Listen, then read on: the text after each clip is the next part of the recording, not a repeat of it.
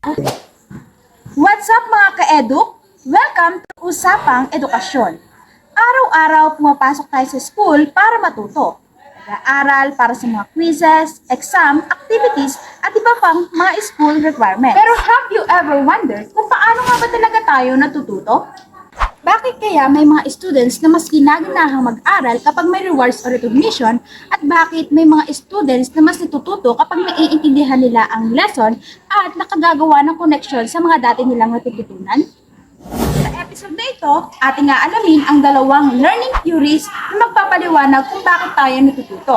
Una, ang behaviorism approach. Pangalawa, ang cognitivism approach. Let's find out!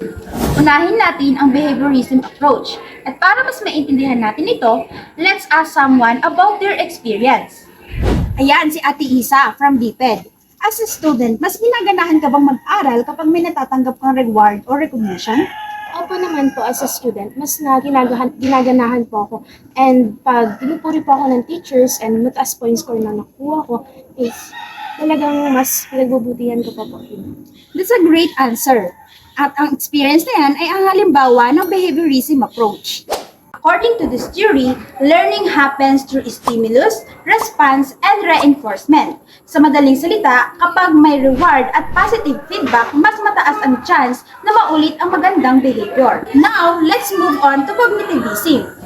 Ito si Kuya Adrian. As a student, paano mo naman mas naiintindihan ng mga new lessons?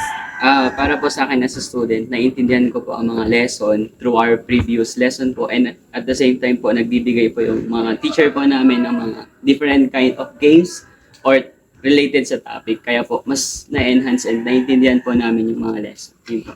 And that's a great example of cognitivism approach. Based sa ating discussion, makikita natin na walang iisang paraan para matuto. Unlike behaviorism, cognitivism focuses on how learners thinks, process information, understand concept, and connect new knowledge to what they already know. So, ibig sabihin, mahalaga dito ang concept ng understanding, memory, at ang prior knowledge.